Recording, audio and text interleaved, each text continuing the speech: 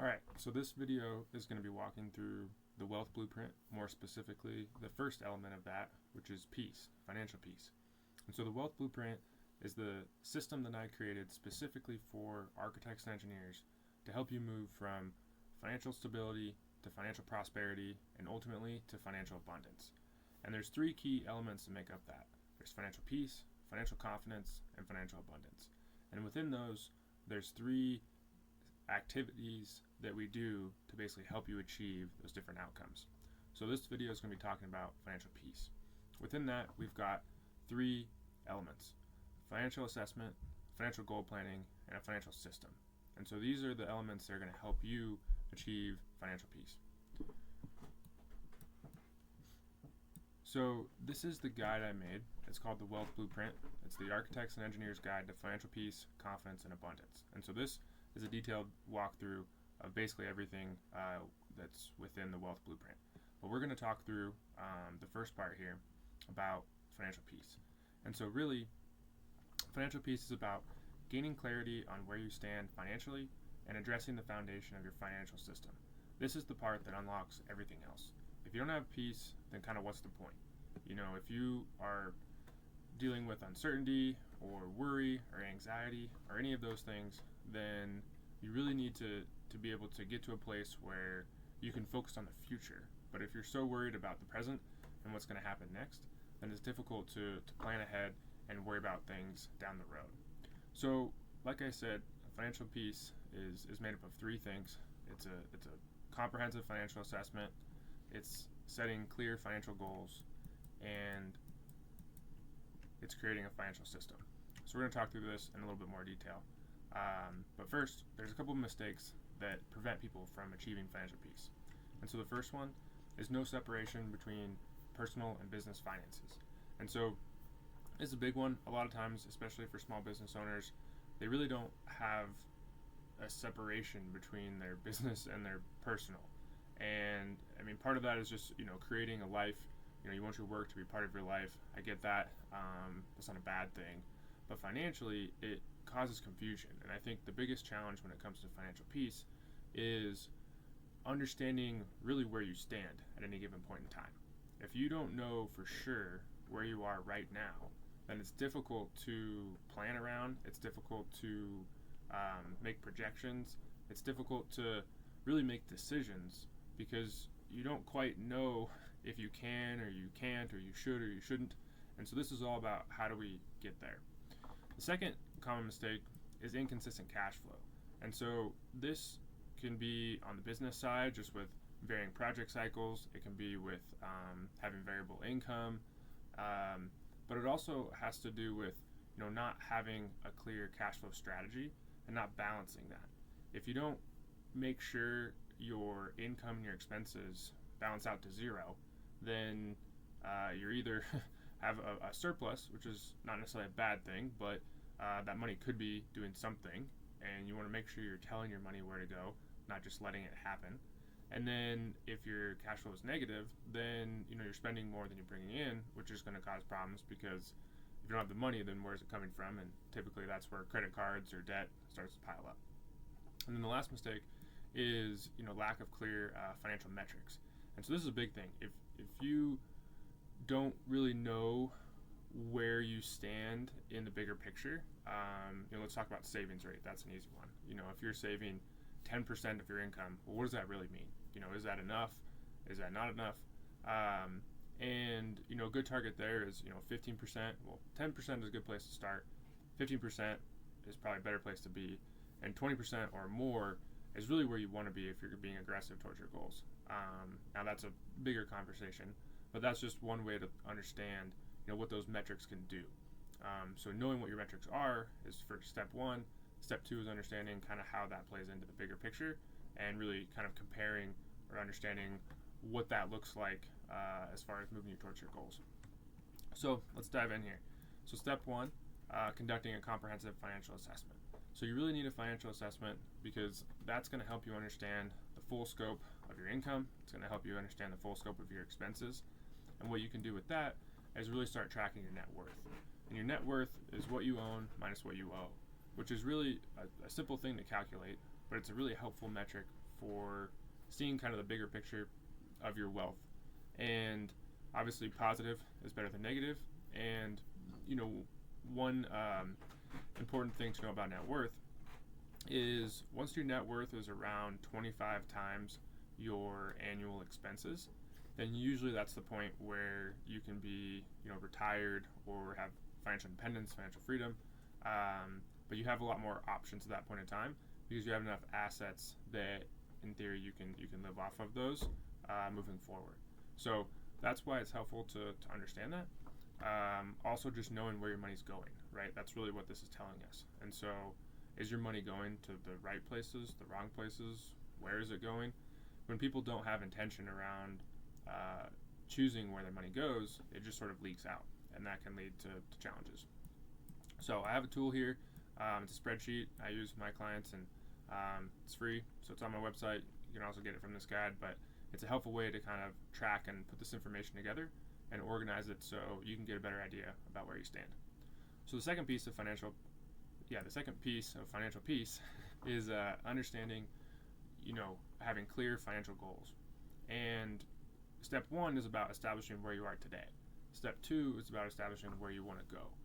And this is important because I like to say, you can have everything you want, just not all at once.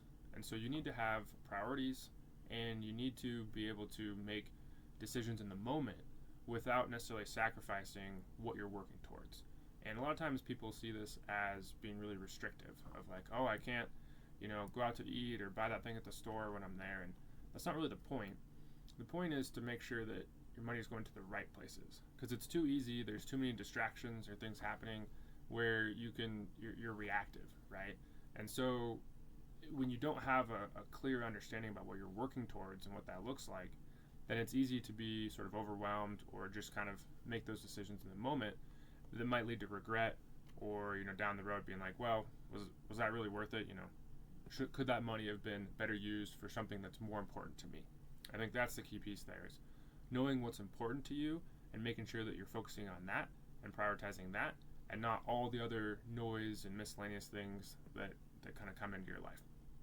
And the last piece here too is, aligning your personal and business objectives. And so, kind of like I talked about before, for a lot of business owners, it's your business and your personal, there's not a lot of difference. It's kind of all one and the same.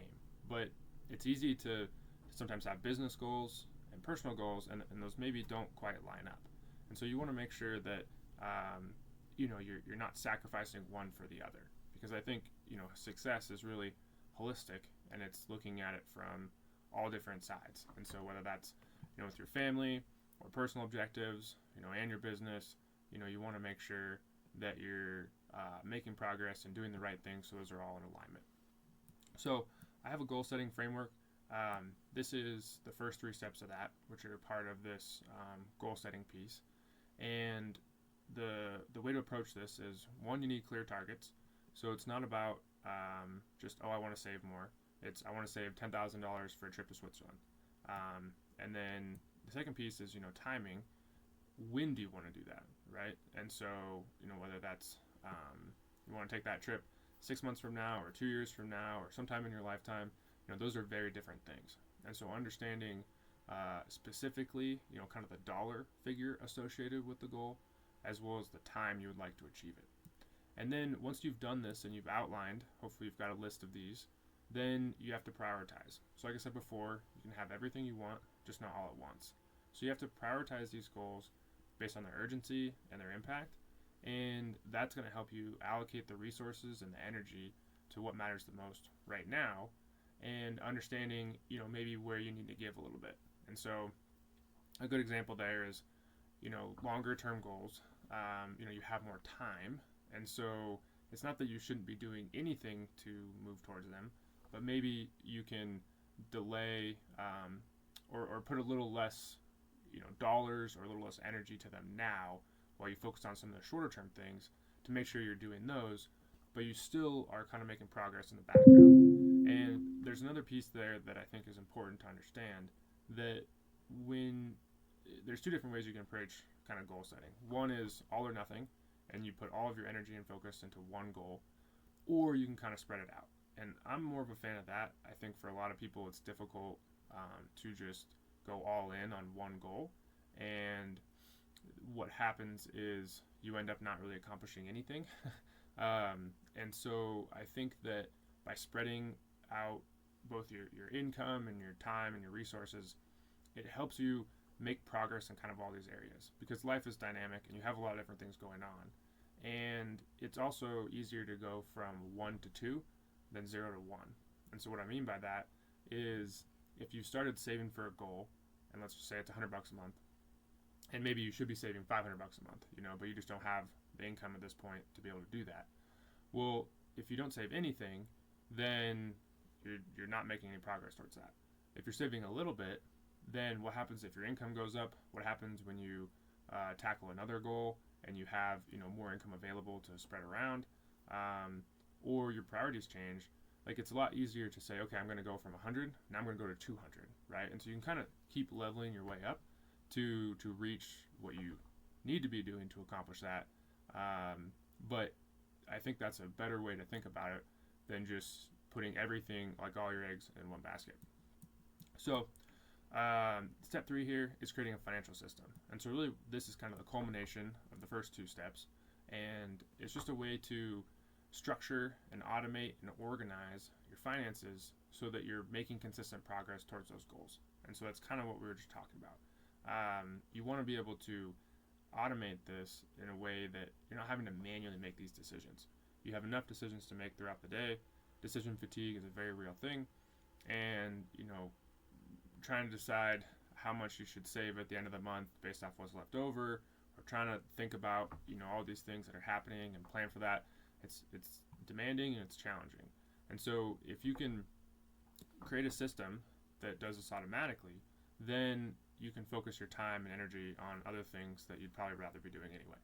So the other piece of this too is this is what's going to help you avoid financial surprises. And so whether it's taxes coming around, or a trip, or some expenses happen once a year or maybe every quarter, and so they are reoccurring, but they're not on the same interval as everything else. And so oftentimes people get kind of surprised by them and they're not ready. And so by kind of having this forethought and putting this system in place, you can be prepared and ready to have the money when you need it. So you're not scrambling to steal from over here to pay a bill.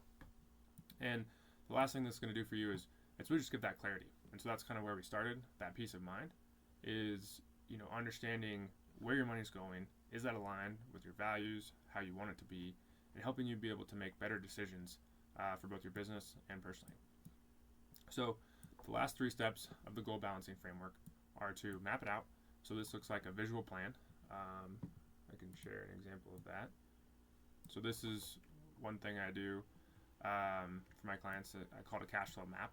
And this is just a visual representation of kind of how the money flows. And so we've got money, income flowing in, we've got a single checking account, we've got a spending checking account, we've got different savings accounts, different investment accounts. And so it just kind of helps visualize, graphically how that money flows.